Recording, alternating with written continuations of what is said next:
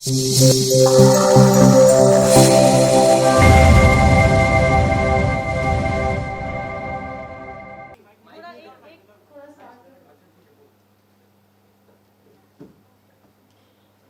पत्रकार साथियों को मेरी नमस्कार और राम राम।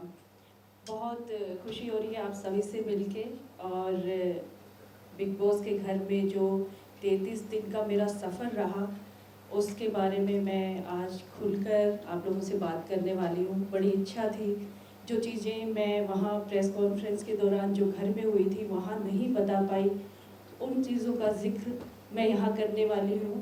और बहुत खुल के चाहती हूँ कि आपसे बातचीत करूँ, घर के बारे में बताऊँ, कुछ अपने बारे में भी बताऊँ।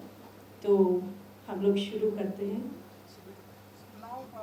सोनाली जी, आपको वो लाइट चल दिख रही वहाँ ठीक सामने देखना, सवाल लेफ्ट राइट से आ जाएंगे। तो सबसे पहले ये सवाल सोनाली जी कि क्या वो घर प्रेस कॉन्फ्रेंस में वहाँ या घर के अंदर ऐसी कौन कौन सी बातें थी जो आपने खुलकर नहीं बता पाई, एंड आज यहाँ पर अगर आप प्रेस के सामने ब्रीफ कर सकें? जी जी, पहले मैं 1 मिनट में अपना इंट्रोडक्शन देना चाहूँगी।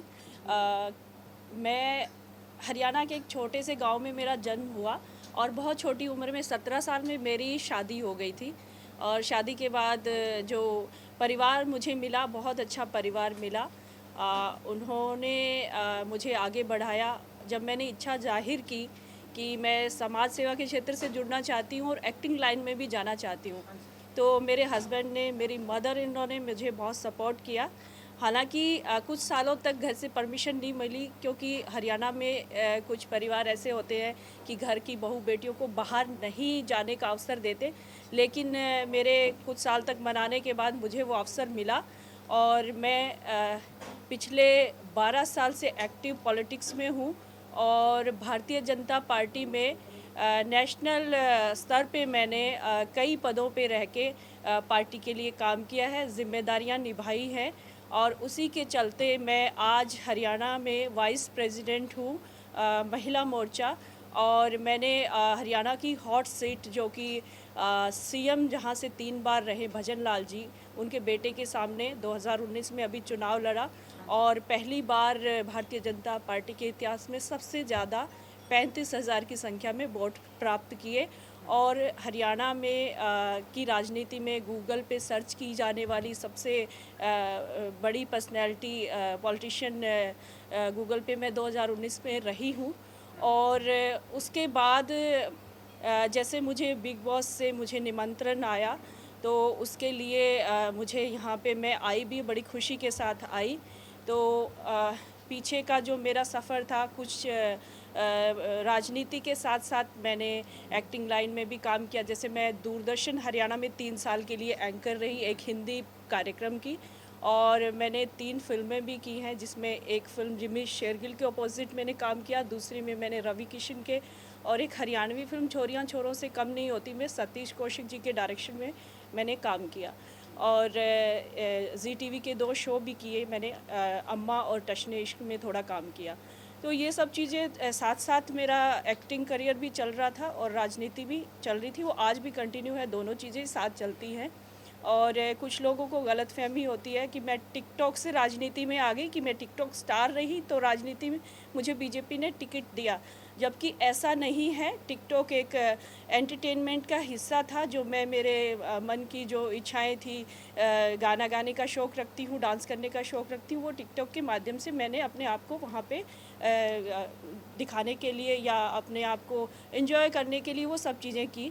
और अब जब बिग बॉस के घर में मुझे जाने का अवसर मिला, तो मुझे जो जीवन में पहले कभी एक्सपीरियंस नहीं रहा, वो चीज़ें मैंने वहाँ दिखाई भी दी, और मुझे कुछ सीखने को भी मिला। और मुझे लगता है कहीं ना कहीं मुझे एक मजबूती भी मिली शो में जाने से। और शो के बारे में अलग अलग तरह की अफवाहें हमने सुनी थी कि पहले से प्लान होता है, कुछ चीज़ें ऐसी होती हैं, लेकिन ऐसा कुछ नहीं है। क्योंकि मैं थोड़ा सा अलग दुनिया से आई हूँ, क्योंकि यहाँ एंटरटेनमेंट जगत के लोग हैं वो तो वाकिफ़ हैं इन चीज़ों से, लेकिन हमारे जैसे लोगों को ये चीज़ें मालूम नहीं थी। हम विश्वास करते थे कि शो में ऐसा होता है कि किसी को ज़्यादा तवज्जो दी जाती है या किसी के लिए ऐसा कुछ किया जाता है। तो मुझे नहीं लगता ये चीज़ें हैं। क्योंकि शो में सब एक बराबर हैं और वहाँ पे सिर्फ आपको घर के अंदर ले जाके छोड़ दिया जाता है, बाकी आपको ही करना होता है कुछ। और जैसे कि आपका पहला सवाल मेरे से ये है कि जब प्रेस के दौरान वहाँ पे मैं खुल के नहीं बता पाई वो जो चीज़ें हैं वो मैं आपसे शेयर करना चाहूँगी। उस दिन एक टास्क मिला था कि न्यूज़पेपर में जो पर्सनैलिटी सबसे ज़्यादा वहाँ पे पॉपुलर है बाहर के लोगों के बीच में कौन होगा। तो वहाँ पे डिस्कशन जो हुआ उसमें सबसे पहले रुबीना जी हर टास्क की फ़ाइल पढ़ती है, जैसे उनको काम दिया जाता है, सब लोग उनको मानते भी कि हाँ चलो अच्छा पढ़ती, हिंदी और इंग्लिश उनकी काफ़ी अच्छी है, तो उस वजह से उनको टास्क फ़ाइल पढ़ने को दी जाती है। तो उस समय जैसे मेरा ज़िक्र आया 5 नंबर पे। 5 नंबर पे राखी ने कहा कि दीदी को होना चाहिए। आपको क्या लगता है कि वो हमारे फील्ड से नहीं है, तो वो क्या उनकी चर्चा नहीं हो रही होगी? या उनकी उनकी चर्चा तो इस विषय भी हो रही होगी कि एक पॉलिटिशियन है और बिग बॉस के घर में एंटर किया है, तो इसी से वो सुर्खियों में आई होंगी। तो उनको 5 नंबर से मेरे से पहले मेरे ख़्याल से रहना चाहिए। उसके बाद राहुल और अली ने मुझे सपोर्ट किया इसमें, लेकिन रुबीना जी के द्वारा इसको इग्नोर कर दिया गया। उन्होंने कहा नहीं, हम नहीं मानते इनकी चर्चा हो रही होगी, क्योंकि ये बहुत लास्ट में आई हैं और बाकी लोगों की ज़्यादा चर्चाएं रही होंगी, क्योंकि 4 महीने से सब चल रहा है। तो वहाँ पे मैं ज़्यादा कुछ मैंने बोला नहीं। मुझे लगा कि चलिए ठीक है, ये लोग ज़्यादा पॉपुलर हैं तो इनकी तस्वीरें यहाँ पे लगनी चाहिए, उसको छोड़ दिया गया। लेकिन बिग बॉस हमेशा ये कहते हैं कि टास्क को पूरा करें, वो टास्क पूरा नहीं हो पाया। लेकिन काम्या जी जब वहाँ पहुँची, पत्रकारों ने बातचीत की, उसके बाद फिर उस टास्क को पूरा करने के लिए काम्या जी ने बोला, क्योंकि बिग बॉस ने आदेश किया था कि इसको पूरा करें। 9 लोगों की तस्वीरें थी, 10वां सिर्फ मैं बची थी, तो मेरा फ़ोटो कहाँ लगना चाहिए, काम्या जी ने ये कहा। तो उसमें फिर सब लोग उठ खड़े हुए। अर्शी खान ने सिर्फ बोला कि सोनाली जी को होना चाहिए, इनमें से किसी एक जगह पे आप इनके बारे में हम अपनी राय देना चाहते हैं। लेकिन उसमें किसी की सुनी नहीं गई, क्योंकि रुबीना जी ने फिर से घुमा दिया मुद्दे को और उसको वहीं क्लोज़ कर दिया। तो मेरा ये सोचना है कि काम्या जी को उस बात पे ज़ोर देना चाहिए था कि इस टास्क को जब मुझे दिया गया है ये कार्यक्रम, तो इस टास्क को मैं पूरा करूं। तो वहाँ पे थोड़ा सा मुझे इग्नोर किया गया।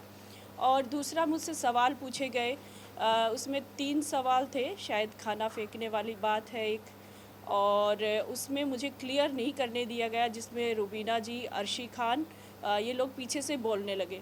आप लोगों ने हमेशा देखा होगा, मैं जब तक शो में रही, जब 2 लोग या 3 लोग भी बोल रहे होते थे, मैंने बीच में कभी नहीं बोला, कभी भी नहीं बोला। आप शो पीछे कभी भी देख सकते हैं। जब वो लोग बोल के अपनी बात ख़त्म कर देते थे, तब मैं पूछती थी क्या मैं अपनी राय दूं या मैं अपनी राय रख सकती हूं। मैं हमेशा ये पूछती थी, क्योंकि हम लोगों ने हमेशा से ये नियम बनाए हुए हैं। हम जिस पार्टी से ताल्लुक़ रखते हैं, हमें सिखाया गया है कि हमें अपनी जो राय है वो बताने के लिए भी पूछना चाहिए कम से कम। तो मेरा ये नियम है, सिद्धांत है, तो उसको मैंने फ़ॉलो किया। तो वहाँ पे जैसे मुझे अगर बोलने का अवसर मुझे ही मिला था, तो उसमें रुबीना जी और अर्शी खान को बीच में नहीं कूदना चाहिए था। मुझे वहाँ पे मेरी बात को क्लियर नहीं करने दिया गया। जो रोटी वाला मामला था, जो डस्टबिन की बात थी, अगर आप लोग उसमें खुल के जानना चाहते हैं तो एक पॉइंट है जो मैं बताना चाहती हूँ। उसमें हुआ ऐसे कि वहाँ पे खाना जो था, हमेशा अच्छे से राशन आता, सब ठीक ठाक था। लेकिन लास्ट में कैप्टनसी का जो टास्क था उसको ख़त्म ही कर दिया गया कि कैप्टनसी के लिए अभी कोई टास्क नहीं होगा, अब खाने के लिए होगा। आपको खाना तभी मिलेगा जब आप टास्क पूरा करेंगे, नहीं तो आपको लिमिट में कुछ चीज़ें दी जाएंगी और उन्हीं में आपको गुजर बसर करना पड़ेगा। तो उसमें थोड़ा आटा रखा हुआ था सुबह के लिए भी, रात में सबके लिए एक एक रोटी बननी थी।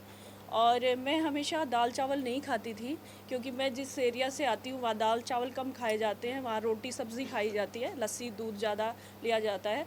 तो वो मैंने कहा कि मैं दोपहर को एक रोटी खाई थी, तो मुझे भूख लगी है, मैं बना लेती हूँ। मैंने अली, राहुल और इन लोगों से, जो मेरे दोस्त थे, मैंने कहा, तो उन लोगों ने कहा बना लो, आप खा लो, कोई बात नहीं।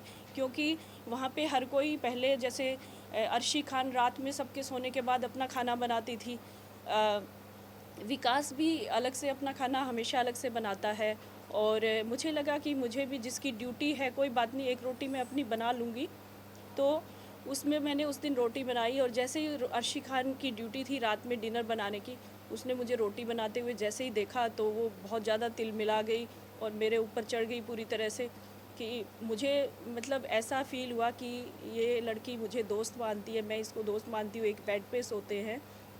तो इसने मेरे साथ मुझे हर्ट किया इसने एक रोटी के लिए। तो दुख होना स्टार्ट हो गया था मुझे, क्योंकि जो भी बंदा या जो इंसान हम रेगुलर लाइफ में देखते हैं, कोई किसी से जुड़ता है, अगर मुझे पानी चाहिए, अगर कोई इंसान किसी के साथ जुड़ा है, अगर वो भावुक है, अगर वो अच्छा इंसान है, तो उसके आंसू ज़रूर निकलते हैं।